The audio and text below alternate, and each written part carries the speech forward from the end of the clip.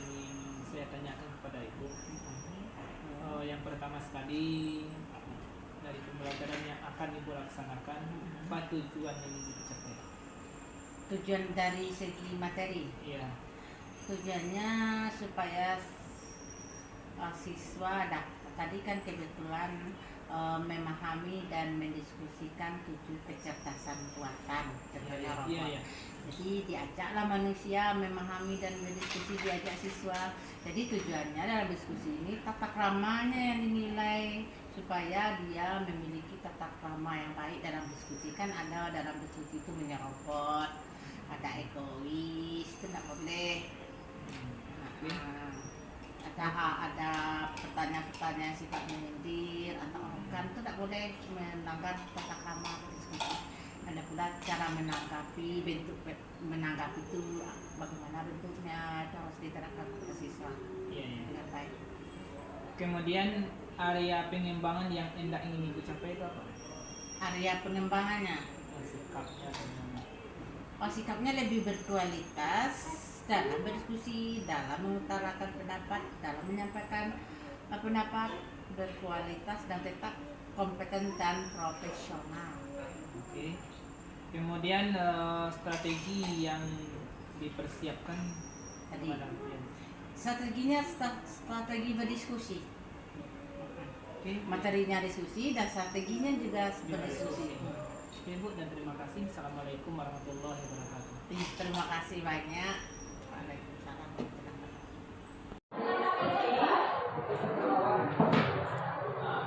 Silakan Anda mulai dari setelah itu diberi kesempatan berlatih dengan kelompok menyampaikan ide gagasannya yang sudah dijelaskan kemarin.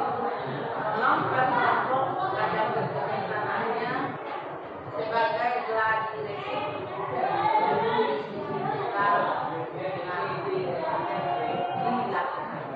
Silakan diberi waktu 5 menit saja. Tolong ingat jangan sampai suaranya terdengar ke kelompok lain.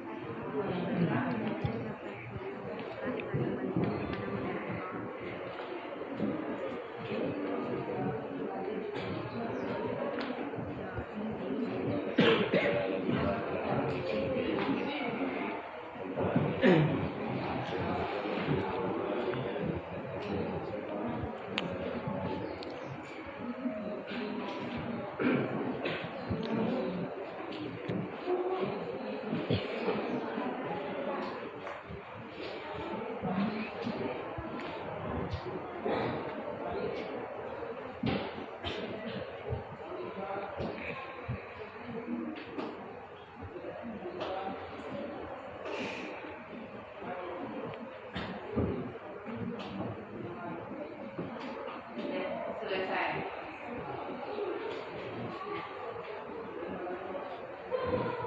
Mari kita mulai dari Ibu sebagai pembicaranya.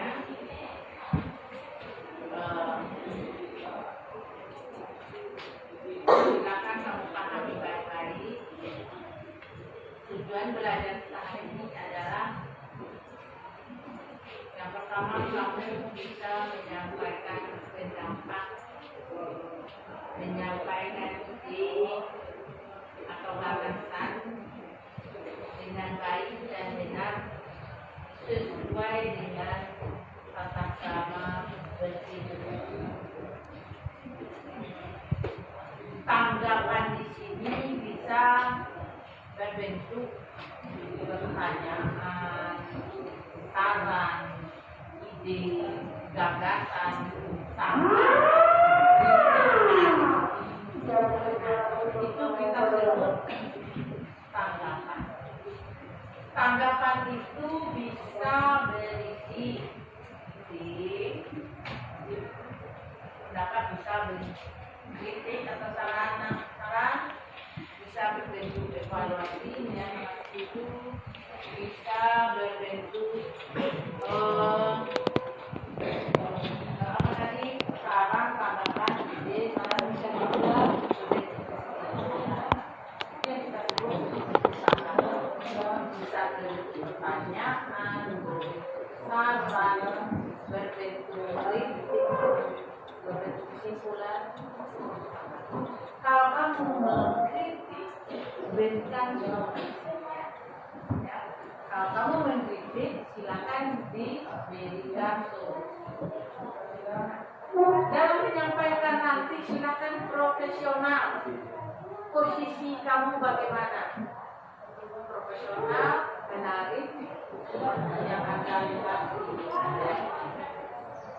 Dan kita bertanya, kita penampilan kita menarik mungkin seperti di layar. Kalau posisinya seperti ini, dada pegang paku sambil berbicara, dada goyang-goyangkan yang begini, tolong ya, dada goyang-goyang seperti ini, seperti sangat-sangat bijaksana, seperti pemimpin kayak Pak Prabowo lah. Itulah kita. Ada maksud ibu, bukan namanya gelagatnya, gayanya, idenya, pribadi namanya itu tadi, oke? Karena seperti orang yang lepas. Baik, kita mulai, paham? Kemudian cara mendengarkan kan sudah coba itu ya. Baik. Mulai ya. Dengan menyebut Bismillahirrahmanirrahim, acara kegiatan diskusi tentang akan ada 7 pekerjaan yang digantikan oleh robot pada masa depan, seperti sopir, tenaga medis, tenaga administrasi, pengacara, dan tenaga kesehatan. Dimulai. Untuk tidak memperpanjang waktu, mari kita saksikan dan mari kita simak kepada kelompok Khairil Anwar. Kepada kelompok Khairil Anwar disilakan.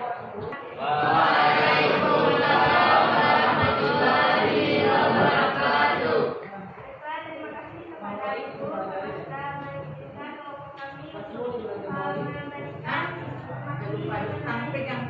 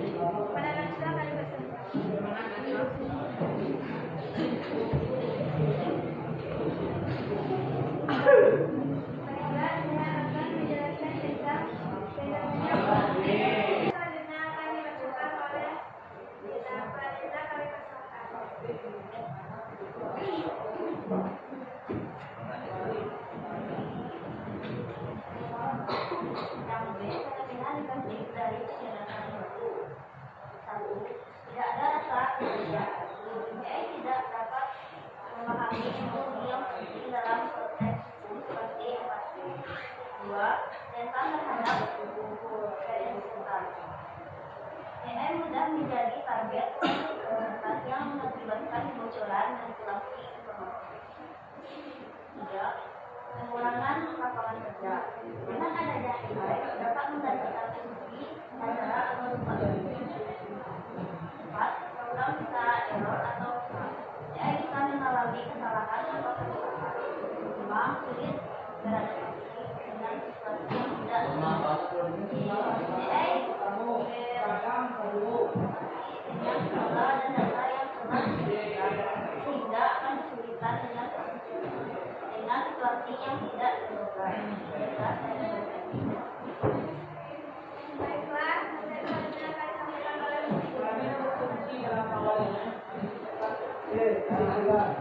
saya bisa memberikan sisi positif dan negatif seperti yang telah digunakan di atas, sehingga sulit kepada saya sangat berguna untuk membantu kerja buat kehidupan manusia.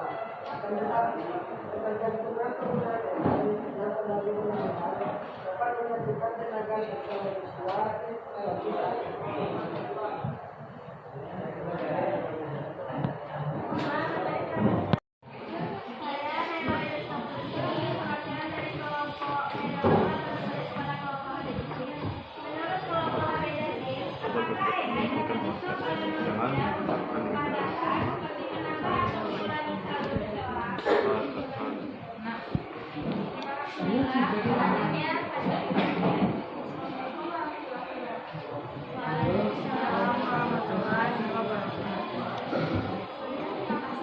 Dan mengisi itu gak dibacain ya Mak ya.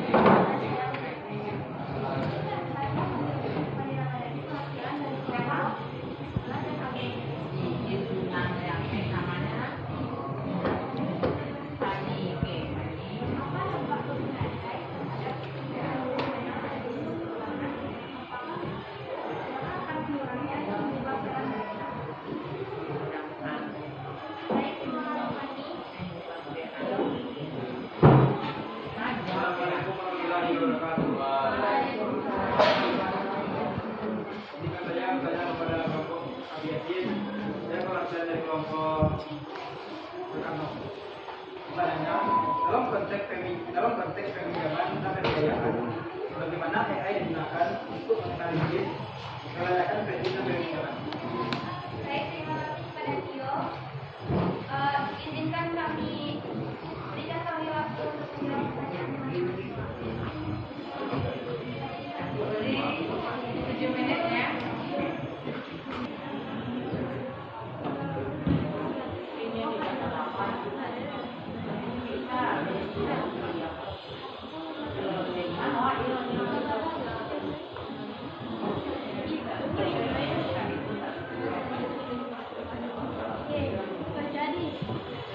Udah. Karena 7 menit. Oke.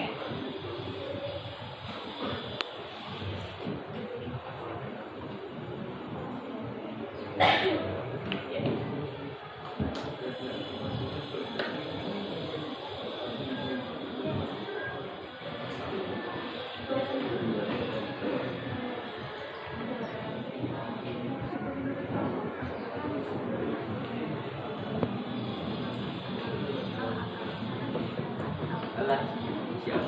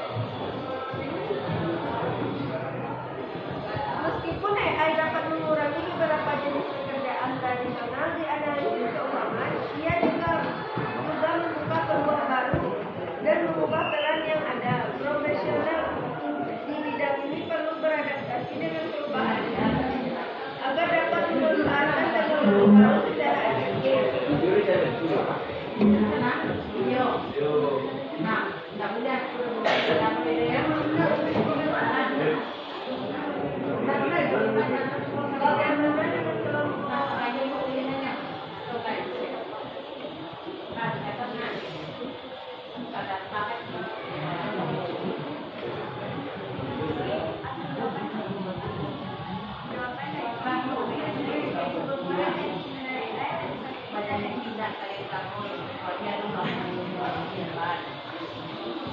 Baiklah, Jawaban selanjutnya akan disampaikan oleh Nur Aidin kepada Nur Aidin. sudah perjanjian.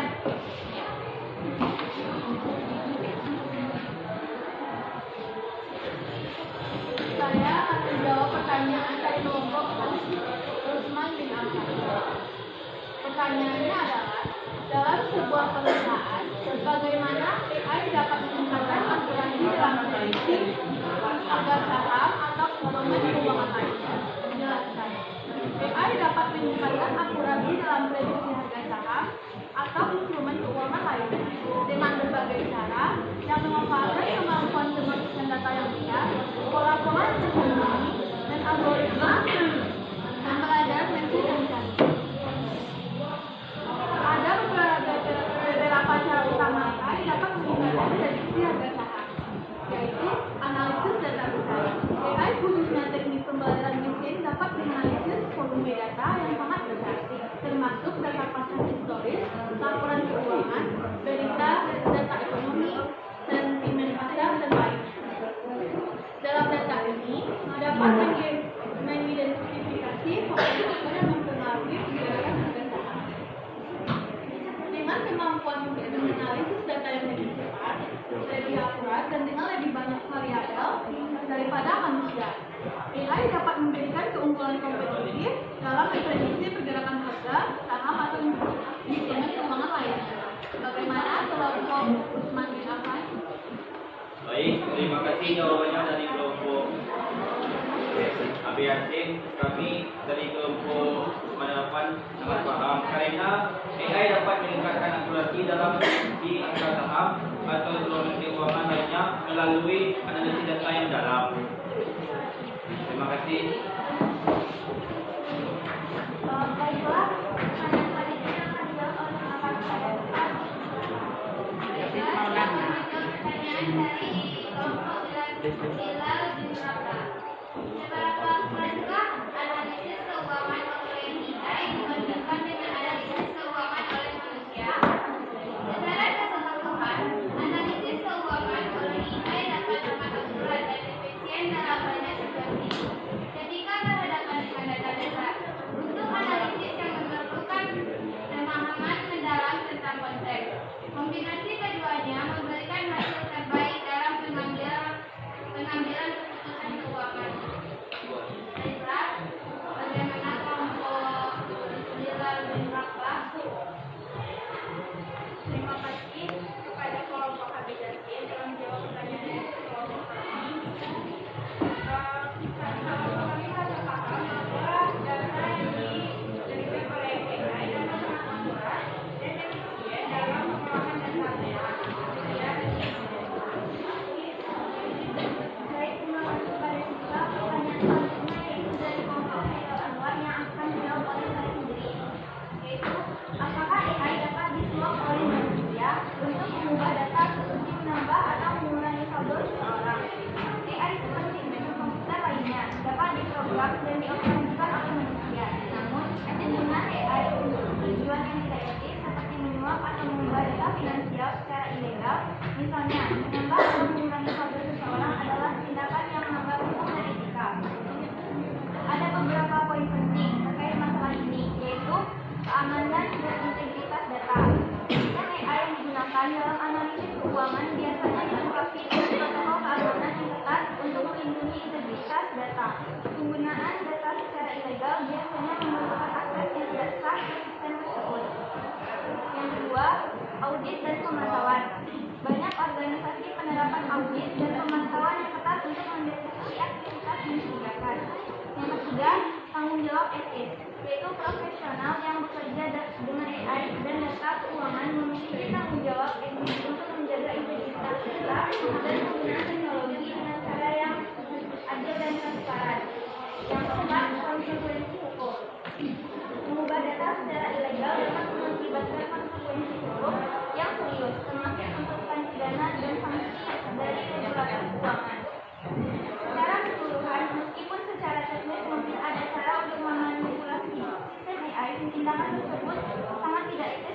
tunggal, serta dapat memiliki konsekuensi serius bagi individu yang terlibat. Bagaimana kelompok Khairul Anwar? Baiklah, berdasarkan jawaban dari kelompok Khairul Anwar tadi, seperti yang telah dijelaskan oleh Ibu, AI itu kan diprogram atau dibuat oleh ini dengan sistem atau pengawas manusia agar ketika terjadi keeroran atau kesalahan itu dapat diketahui secara langsung. Tapi bagaimana jika AI ini bukan program buatan manusia? Bagaimana jika manusia yang membuatnya atau yang mengawasnya malah yang melakukan atau mengubah data seseorang karena telah disuap oleh orang lain? Berarti fenomena negatif benar. Pertanyaannya maksudnya Kan seperti kata Ibu tadi, kalau misalnya AI itu kan harus diiringi dengan asisten dan orang-orang yang mengawasnya agar ketika terjadi error atau kena hack itu dapat diketahui langsung. Bagaimana jika orang yang membuat AI atau yang mengawasi AI itu yang mengubah data atau membuat sistem itu error karena disuap oleh orang lain?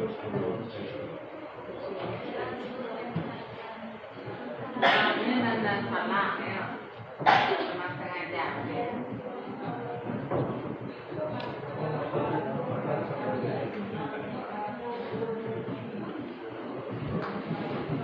Karena kalau nggak bisa dia itu jawab. Jawab apa?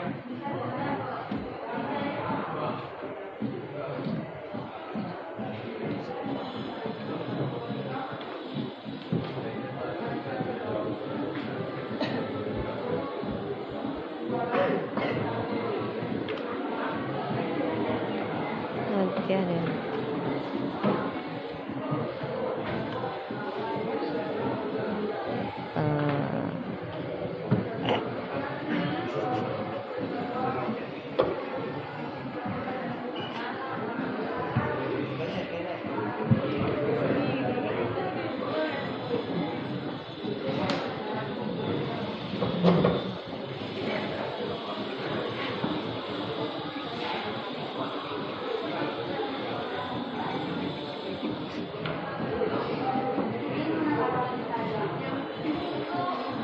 Dalam situasi yang penyalahgunaan, maka manusia memiliki niat jahat jika dapat mencoba memanipulasi sistem AI, baik dengan menyuap individu yang terlibat dalam mengembangkan atau mengoperasikan AI, atau dengan memasukkan data yang salah untuk mempengaruhi hasil. Ini bisa mengarah pada keputusan yang merugikan.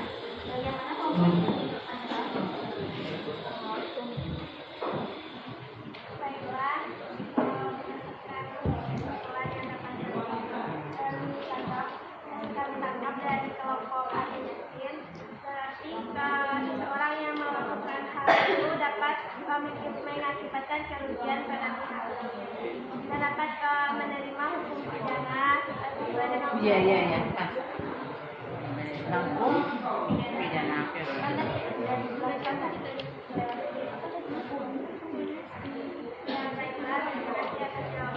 Assalamualaikum warahmatullahi wabarakatuh.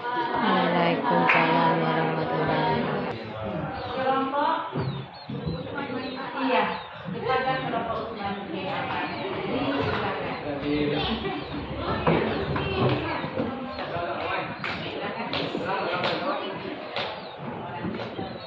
Assalamualaikum warahmatullahi wabarakatuh.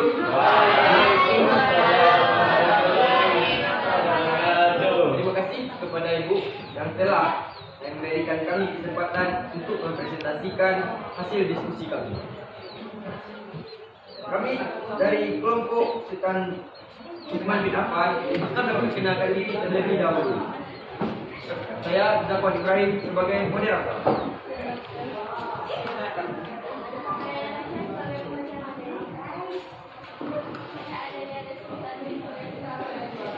Saya Ali Maulana sebagai pengacara materi.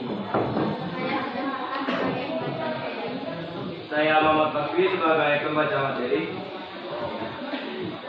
Baiklah, materi materi yang akan kami presentasikan yaitu mengenai fenomena kecerdasan buatan di bidang tenaga kesehatan. Materi pertama yang akan dibacakan oleh Natasha. Pada Natasha dipersilahkan. Baiklah, saya akan membacakan tentang fenomena kecerdasan buatan di bidang tenaga kesehatan. Yang pertama yaitu asal-usulnya. Kecerdasan buatan AI di bidang kesehatan telah berkembang pesat dalam beberapa tahun terakhir dan memiliki potensi besar untuk mendiagnosa dan diagnosis, mengobati dan mencegah penyakit. Asal-usul teknologi dari beberapa waktu terakhir. Yang pertama yaitu percepatan daya komputasi. Kemajuan dalam teknologi komputer telah menunjukkan pengembangan algoritma AI yang kompleks dan canggih. Yang kedua yaitu ketersediaan data kesehatan. Pertumbuhan pesat data kesehatan elektronik dan data genomik telah memberikan bahan bakar untuk AI dalam bidang kesehatan. Yang ketiga, kemajuan dalam algoritma AI. Pengembangan teknik pembelajaran mesin dan pembelajaran tindakan telah memungkinkan AI untuk melakukan tugas yang semakin kompleks, seperti pengenalan gambar, pemrosesan bahan alami, dan prediksi. Selanjutnya, saya berikan kepada Terima kasih kepada Natasha. kecerdasan buatan di bidang tenaga kesehatan. 1. Diagnosis dan deteksi penyakit lebih cepat dan akurat. AI dapat membantu tenaga medis dalam mendeteksi penyakit sesuai dengan menganalisis gambar medis, seperti sinar X dan MRI. Lebih cepat dan akurat. Contohnya, AI dapat mendeteksi kanker paru-paru atau penyakit jantung dari gambar yang dengan tingkat akurat yang tinggi. 2. Perkembangan obat dan terapi baru.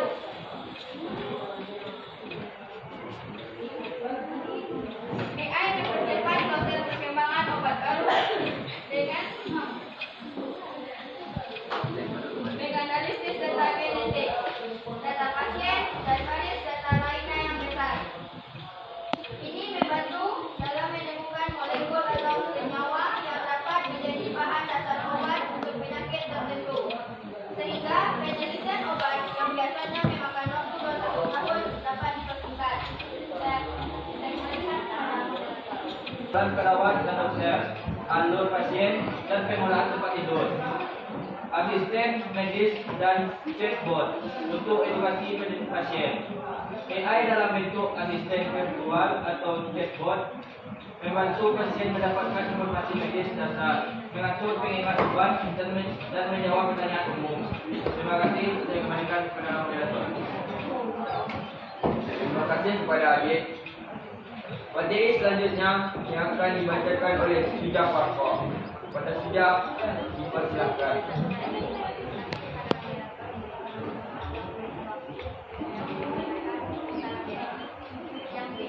Pengumpulan dan kesehatan prediksi penyakit dengan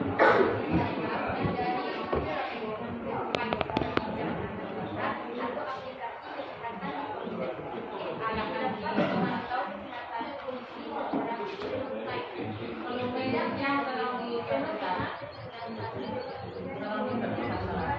tidak mengganti fenomena kecerdasan buatan di bidang tenaga kesehatan. 1. Privasi dan keamanan data. AI membutuhkan data medis pasien dalam jumlah besar untuk belajar dan berfungsi secara efektif. Namun, ini menimbulkan resiko pelanggaran privasi dan keamanan data.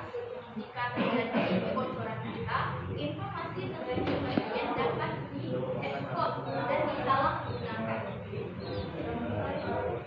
Yang kedua, kesalahan diagnostik. Walaupun AI dapat membantu dalam diagnosis, algoritma masih bisa salah atau tidak akurat, terutama jika ditanyakan tidak memadai atau berkualitas rendah. Kesalahan dapat berdampak fatal bagi pasien, termasuk penanganan terlambat atau keterlambatan dalam perawatan. Selanjutnya, diajarkan kepada model. Terima kasih kepada Sujak. Materi selanjutnya yang akan dibacakan oleh Fakri. Bunda Fakri, dipersilahkan.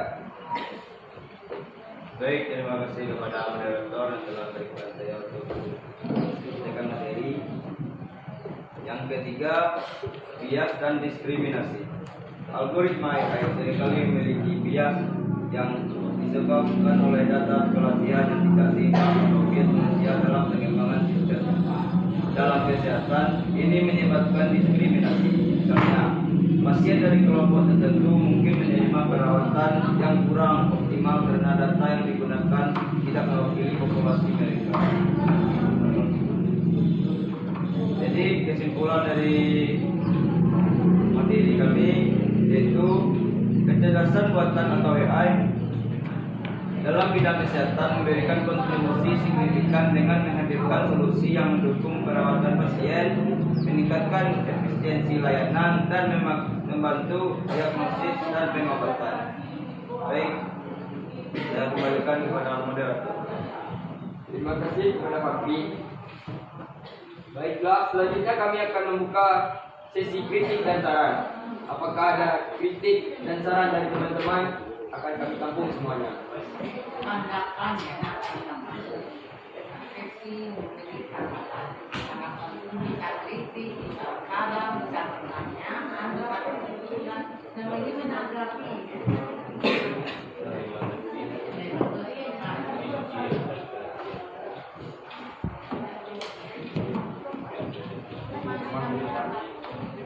Assalamualaikum warahmatullahi wabarakatuh. Sebelumnya perkenalkan nama saya Julia Wairani. Izin bertanya kepada kelompok Islam bin Ahmad. Bagaimana AI dapat membantu dalam mengelola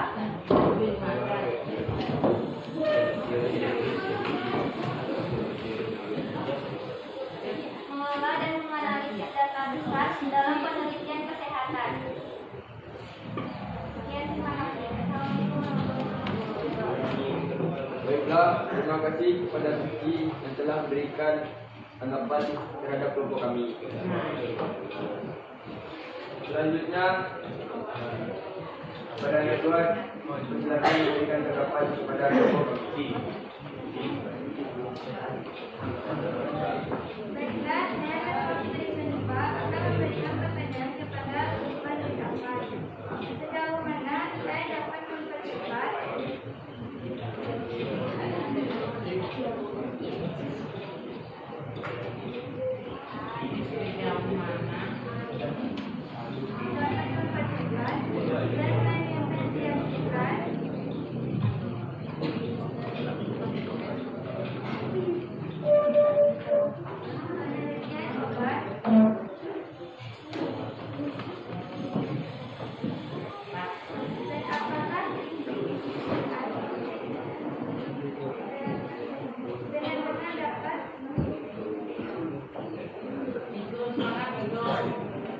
mempersiapkan penelitian obat dan apakah benar-benar dapat menggantikan obat tradisional?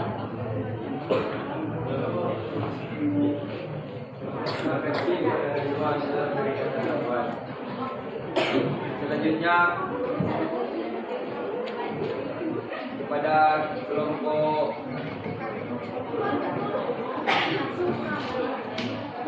Soekarno, silakan untuk memberikan tanggapan.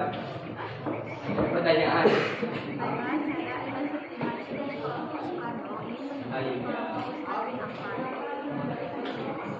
Di masa yang akan datang, apakah robot bisa menggantikan pekerjaan manusia sepenuhnya? Akan datang apakah robot bisa menggantikan pekerjaan kita Menggantikan pekerjaan dokter sepenuhnya?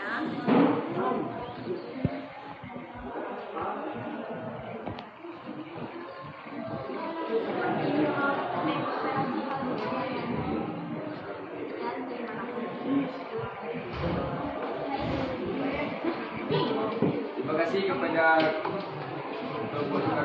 telah memberikan pertanyaan kepada kami. Selanjutnya, silakan untuk kelompok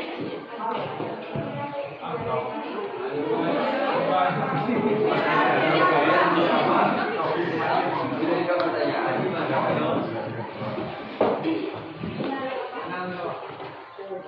Baik, terima kasih atas kesempatan yang diberikan. Saya Sujudani dari kelompok Nusantara atau hanya kepada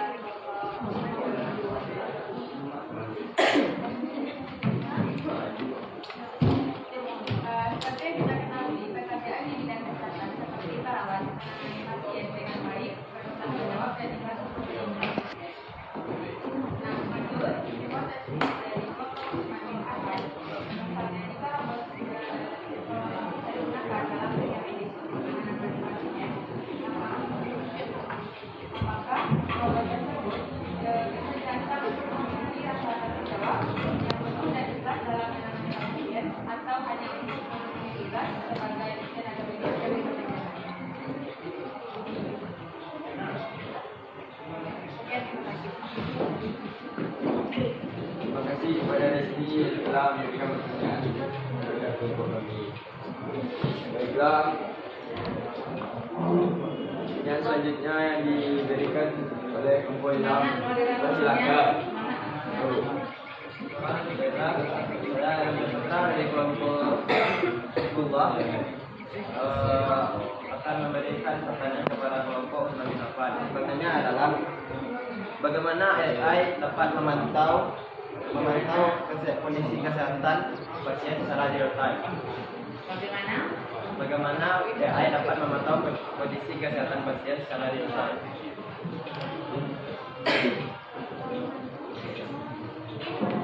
Terima kasih kepada Ilham yang telah memberikan pertanyaan ke kelompok kami. Baiklah, berikan kami waktu untuk mencari pertanyaan dari mencari jawaban dari pertanyaan teman-teman semua. Assalamualaikum warahmatullahi wabarakatuh. Waalaikumsalam warahmatullahi wabarakatuh. Baiklah, saya perkenalkan, nama saya Vera SPDI dan pengajar praktik Ibu Masna Dewita SPDGR dan Ibu Paras SPD. Ya, Selamat pagi Ibu Paras. selamat pagi Pak. Bagaimana kesan Ibu setelah melaksanakan pembelajaran? Saya alhamdulillah pembelajaran berjalan lancar. Siswa terlihat antusias mengikuti pembelajaran. Saya juga melihat siswa terlihat antusias. Ya. Ibu telah menggunakan metode pembelajaran yang sangat tepat sekali. Nah, terima kasih Pak atas penilaiannya. Ibu bisa melihat hasil pengamatan saya. Saya melihat ada beberapa hal yang bisa Ibu tingkatkan. Terima kasih Pak atas umpan balik yang positif. Saya sangat senang.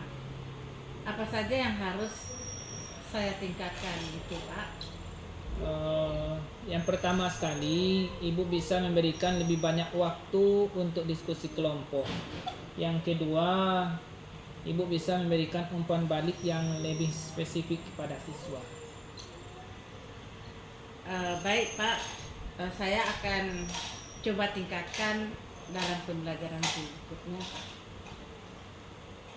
Ibu bisa membuat rencana perbaikan pembelajaran berdasarkan hasil pengamatan saya. Iya, baik Pak. Saya berharap pembelajaran selanjutnya dapat menjadi efektif. Amin. Ya Rabbal Alamin. Terima kasih Pak sudah meluangkan waktu untuk saya sebagai tenaga pengajar di dalam kelas yang Ya, sama-sama Bu. ya sama-sama Pak. Assalamualaikum warahmatullahi wabarakatuh. Waalaikumsalam warahmatullahi wabarakatuh.